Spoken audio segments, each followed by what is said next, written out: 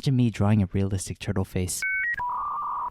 Dude, just paint over the grime, no one will see it. The thought of that makes me want to curl up into a ball. But when I flipped it to the backside, sorry, that was enough to startle editing me.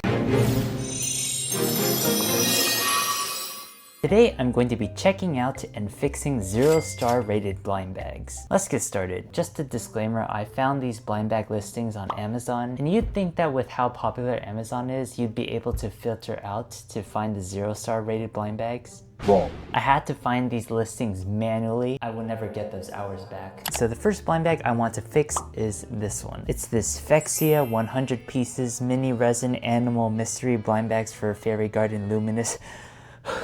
That was a mouthful. It's this pink blind bag that says good luck on the front. I believe it's supposed to come with 100 of these for $10. So I'm assuming they're pretty small. The size of one peppermint packet, I guess. If he gave this to me without any context, there'd be no way that I would know that this is a blind bag. It says good luck, all wishes come true, which I don't know what that has to do with colorful animals, but that's why we're going to fix them today. To get started, I'm bringing out a notebook to use as my working surface. And what are you doing? Well, okay.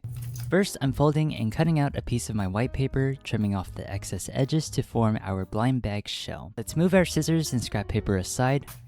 With that, we can begin working on our design. Here, I'm going to first sketch out a circle. Since this pink blind bag only features animal items on the inside, I wanted to make this an animal-themed blind bag, just upgraded. Inside the circle, I drew a couple of animals that the blind bag advertised, so I chose a turtle, flamingo, and fox. I also titled the blind bag Animalia blind bag, which I know, fancy. Animalia, if you don't know, is the scientific name for the animal kingdom. On the sides, I just drew two separate animal habitats. Once my pencil work was complete, I went ahead and traced over the sketches with a black pen. Now that my animal drawings are easier to see, you can now tell how inexperienced I am with drawing animals. Like, that turtle face is a little diabolical. I promise you, I'm still practicing. I'll become more literate in morphology someday, I guess. Here's what we have so far. Next, I'm taking my eraser to remove the pencil sketches once and for all. And finally, we can move on to the coloring. Now, I must admit, there was a little bit of an implicit bias, well actually explicit bias, in choosing what kinds of animals I wanted to draw onto the blind bag cover. I tried to pick animals that had the easiest non-realistic faces to draw, emphasis on non-realistic. Imagine me drawing a realistic turtle face. But regardless, I think it turned out well in the end.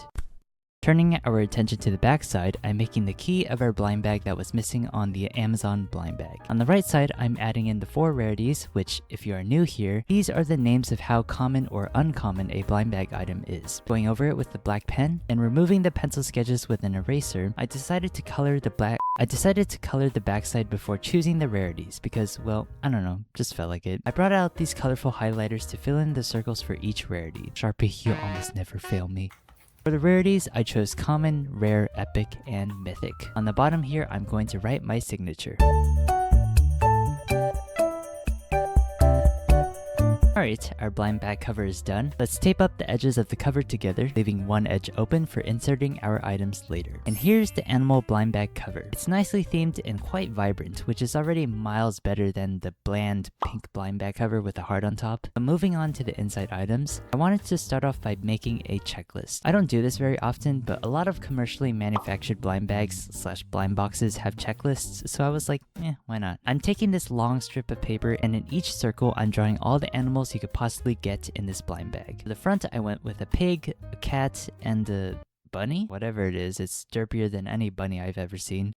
Flipping over to the backside, I was already running out of animals to draw, not because I don't know many animals, but I was choosing animals that were reasonable enough to draw with my skill set. For example, there's no way to the moon that I'd be capable of drawing an orangutan. I'd probably end up traumatizing a good chunk of you guys and myself. Below each animal, I'm drawing a small circle so that you can check whatever animal you get off. Went back in to darken the pencil sketches and also writing checklist on the front.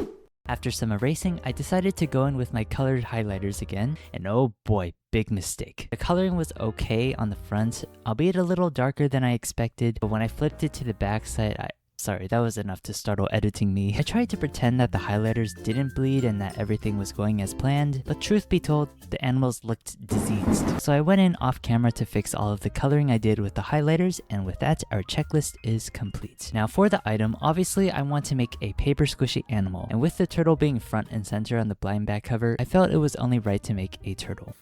I'm first sketching out my turtle design. Listen, I don't mean to be a negative Nancy here, but these animal thingamajigs look, to put it nicely, not very good quality. I mean, granted, these appear to be bulk party items, but it's just like, maybe you can add a little bit more effort than just painting black dots on solid resin pieces. There's really not much going on here. Alright, rant done. Let's now go in with our color pencils. This time I made the shell have a green, blue, purple gradient to make it more than just your average basic turtle. Honestly, the shape of it's looking to resemble more of a tortoise, which is a huge distinction, but whatever, it's just the drawing. Next, I'm opening up the paper and laminating the front side, cutting the turtle out, and okay, keep struggling with that tape. We have all days, no worries. I chose to stuff this paper squishy with plastic bags, and after taping off the gap, here's our turtle paper squishy. Nice squish. Okay, now you're doing too much, please stop. Okay, I lied, we're not exactly done yet.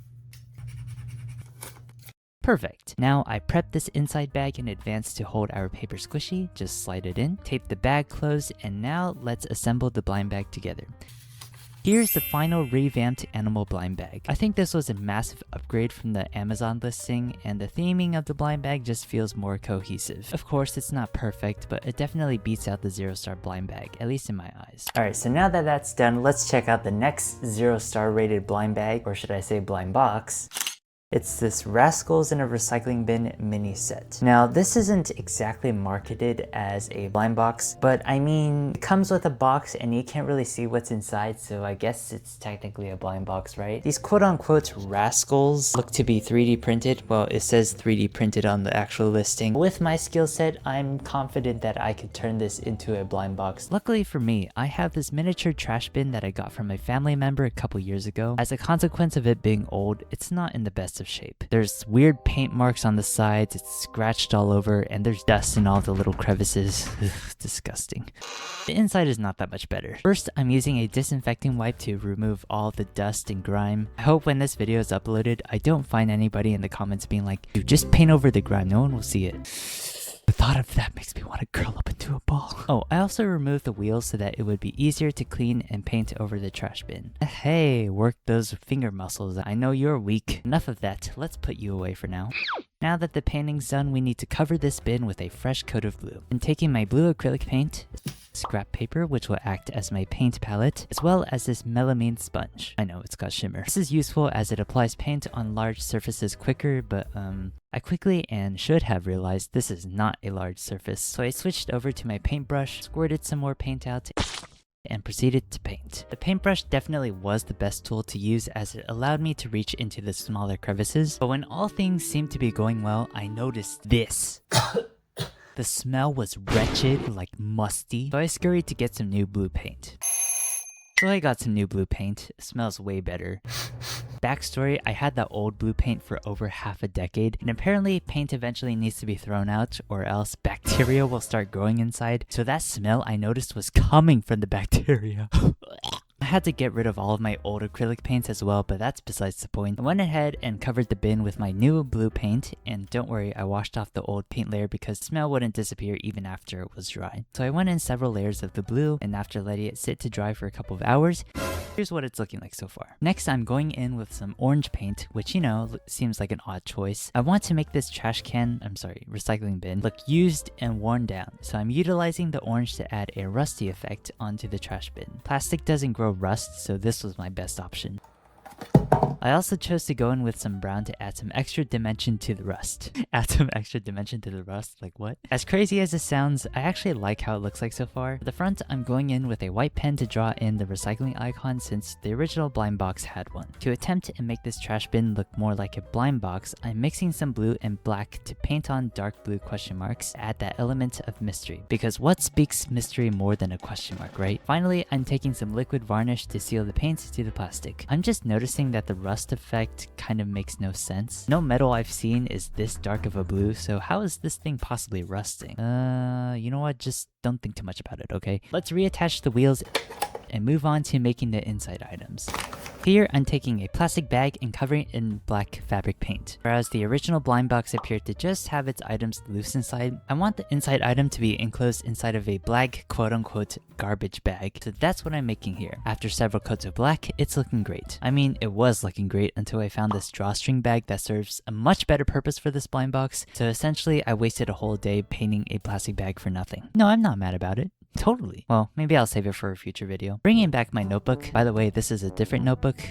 Oof, boy, that's... wow, not sure if I want to relive that again. Don't worry about it. I'm first taking some scrap paper, a pencil, and a ruler to sketch out a cube template. And with that all done, I'm going to quickly sketch out my design. Yes, this is going to be a paper squishy, and I'm going to make my own version of the rascals, different to the ones that the original blind box featured. I'm darkening the facial features with a black pen, lightening up the pencil sketches with an eraser, and now I'm going to color in my rascal. Now I think it's a bit of a weird concept to put animals inside any form of a rubbish bin, recycling included. So here I'm making a raccoon that is cube shaped and it's made from slimy goop so that, you know, we're not dealing with a case of animal abuse. Once the coloring is complete, I'm laminating the cube template with some tape, putting it out, forming the template into an actual cube, and stuffing our paper squishy with some polyfilm. I also made some ears and a tail to attach onto our cube to make it look more like a raccoon. And here's our slimy raccoon paper squishy. Let's slide it into our black drawstring bag. And one last thing, I'm taking some thin brown paper to make a you got paper. This time there is no rarity system going on here. It'll just tell you what item you got in this blind box. Drop that in, close the lid, and to hold the lid down, I'm taping it down with this arrow tape contraption. And with that, here's our final blind box. Slightly different than the original Amazon listing, but at least it looks more like a blind box. And I feel like the inside items make the blind box theming more cohesive, and that's always a plus. So I think I'm gonna stop here for today. This video took a lot of creative planning. I think I did a pretty decent job today. Thank you guys so much for watching. Please like and subscribe. Let me know what kind of content you'd like to see next, and I'll see you guys later. Meepyblues out.